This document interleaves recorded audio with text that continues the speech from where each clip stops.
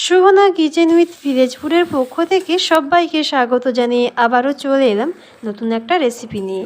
আজ আমি তোমাদের শেয়ার করব ডিম দিয়ে ফুলকপির একটা অসাধারণ রেসিপি। তো ভিডিওটা প্রথম থেকে শেষ পর্যন্ত দেখার জন্য অনুরোধ রইল। ডিম দিয়ে ফুলকপি বানানোর জন্য নিয়েছি 4টে সেদ্ধ ডিম, আর নিয়েছি 2টো মিডিয়াম সাইজের টমেটো পেস্ট করে নিয়েছি, আদা বাটা, রসুন বাটা আর পেঁয়াজ বাটা, আর 4টে চেরা কাঁচা লঙ্কা। আর এদিকে নিয়েছি 400 গ্রাম ফুলকপিকে আমি বড় বড় সাইজের পিস করে নিয়েছি। আর এদিকে 2টো মিডিয়াম সাইজের আলুকে আমি বড় বড় সাইজের কেটে নিয়েছি।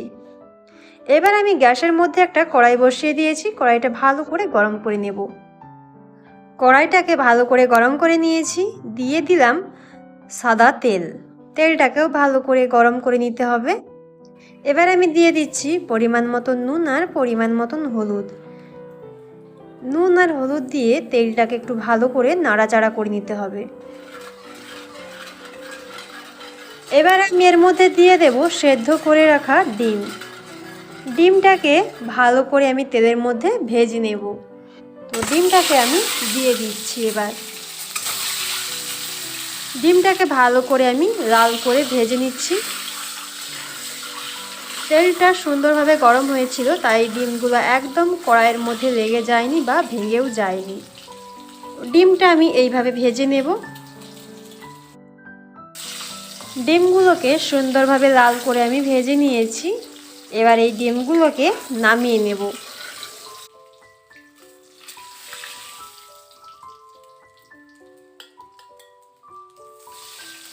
বন্ধুরা, আমি ডিম ভাজাগুলোকে নামিয়ে নিয়েছি। এবার ওই তেলের মধ্যে দিয়ে দেব কেটে রাখা ফুলকপি আর আলু। এবার এই ফুলকপির মধ্যে দিয়ে দিচ্ছি পরিমাণ মতো নুন দিয়ে দিচ্ছি, আর দিয়ে দেব একদম অল্প পরিমাণে হলুদ। যেহেতু ডিম ভাজার সময় তেলের মধ্যে একটু নুন আর হলুদ দিয়েছিলাম, তো তাই আমি একদম অল্প করে হলুদটা দিলাম। এবার আমি ভালো করে কষিয়ে নেব আলু আর ফুলকপিটাকে।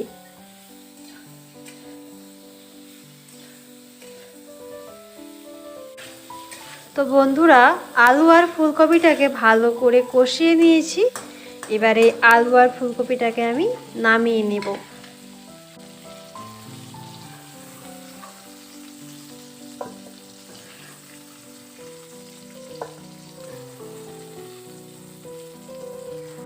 আলু আর ফুলকপিটাকে আমি নামিয়ে নিয়েছি। আবার এই কড়াইয়ের মধ্যে দিয়ে দিচ্ছি সাদা তেল। তেলটা আমি একদম অল্প করেই দিচ্ছি। এবার আমি দিয়ে দেব ফোড়ন হিসেবে 1 চামচ গোটা জিরে, আর দিয়ে দিচ্ছি একটা তেজপাতা। এবার এই ফোড়নগুলোকে ভালো করে আমি ভেজে নেব। তো ফোড়নগুলো খুব সুন্দরভাবে ভাজা হয়ে গেছে। এবার এই তেলের মধ্যে দিয়ে দিচ্ছি রসুন বাটা আর আদা বাটা। আদা আর রসুনটাকে ভালো করে তেলের মধ্যে প্রথমে ভেজে নেব, যতক্ষণ না এর কাঁচা গন্ধটা যায়। আদা আর রসুনটা ভালো করে ভাজা হয়ে গেছে। এবার আমি দিয়ে দিচ্ছি বেটে রাখা পেঁয়াজ। পেঁয়াজটাকে দিয়ে ভালো করে ভেজে নেব প্রথমে। অনেক অনেক বন্ধুরা আছে যারা একদম তেল পছন্দ করে না, একদম কম তেলে রান্না পছন্দ করে। আমি কিন্তু আজকে যে রেসিপিটা বানাচ্ছি একদম অল্প তেলেই বানাচ্ছি। খেয়ে কিন্তু একদম কারোর শরীর খারাপ করবে না। যে কেউ বাড়িতে বানিয়ে নিতে পারো। তো পুরোটাই দেখতে থাকো। পেঁয়াজটাকে ভালো করে ভেজে নিয়েছি। দিয়ে দিলাম পরিমাণ মতো লঙ্কা গুঁড়ো, আর দিয়ে দিচ্ছি পরিমাণ মতন হলুদের গুঁড়ো, আর দিয়ে দেব 1 চামচ জিরে গুঁড়ি, আর 1 চামচ ধনে গুঁড়ি, আর দিয়ে দিচ্ছি পরিমাণ মতন নুন। এবারে আমি দিয়ে দেব পেস্ট করে রাখা টমেটো। এবার আমি এই সমস্ত উপকরণগুলোকে ভালো করে কষিয়ে নিচ্ছি। বন্ধুরা, এই মশলাগুলোকে একটু বেশিক্ষণ ধরেই কষালে রেসিপির স্বাদটা অসাধারণ হয়। আর এই যে মশলাগুলোর যে কাঁচা একটা গন্ধ থাকে, এই গন্ধগুলো চলে গেলে খেতে কিন্তু অসাধারণ লাগে। তো মশলাটাকে আমি ভালো করেই কষিয়ে নিয়েছি। কালারটাও কিন্তু একদম চেঞ্জ হয়ে গেছে। মশলাটা একদম ভালো করেই কষানো হয়ে গেছে। এবার আমি দিয়ে দিচ্ছি অল্প করে একটু জল। জলটা দিয়ে আবারও ভালো করে এই মশলাটাকে কষিয়ে নেব।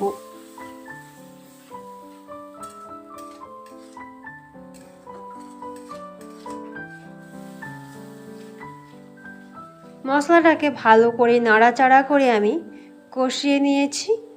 এবার আমি এর মধ্যে দিয়ে দিচ্ছি চেরা কাঁচা লঙ্কা। কাঁচা লঙ্কাটা দিয়ে আবারও ভালো করে আমি কষিয়ে নেব।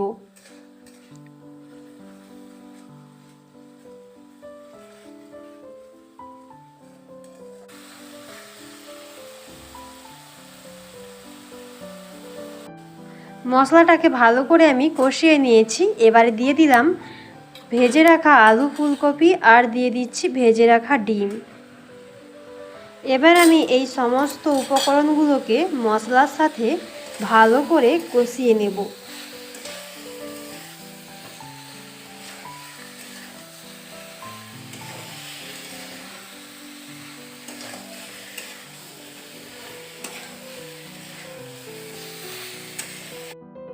ফুলকপি আর ডিমটাকে মশলার সাথে ভালো করে কষিয়ে নিয়েছি।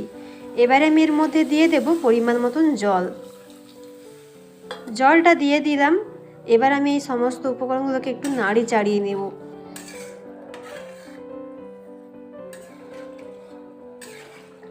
এইবার এই ফুলকপি আর ডিমের ঝোলটাকে 5 থেকে 10 মিনিট ভালো করে আমি ফুটিয়ে নেব আর আলুটাকেও ভালো করে সেদ্ধ করে নেব।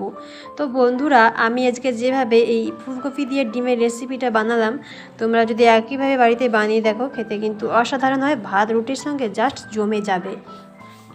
তো ভালো করে এই ডিম আর ফুলকপির ঝোলটাকে ফুটিয়ে নেব। তো তোমরা পুরো ভিডিওটাই দেখতে থাকো বন্ধুরা।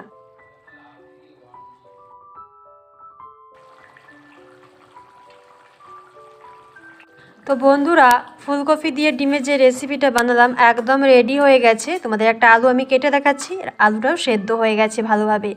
তো আমি এবার এই রেসিপিটাকে নামিয়ে সার্ভ করে তোমাদের দেখাবো।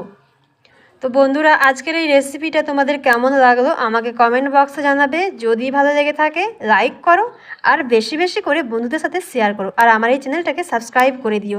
পাশে থাকা বেল আইকনটি ক্লিক করো যাতে আমার দেওয়া ভিডিওগুলো সবার আগে তোমাদের কাছে পৌঁছে যায়। তো আজকের ভিডিওটি এইখান পর্যন্তই। দেখা হচ্ছে তোমাদের সাথে অন্য কোনো পরবর্তী ভিডিওতে। সবাই ভালো থেকো, টাটা।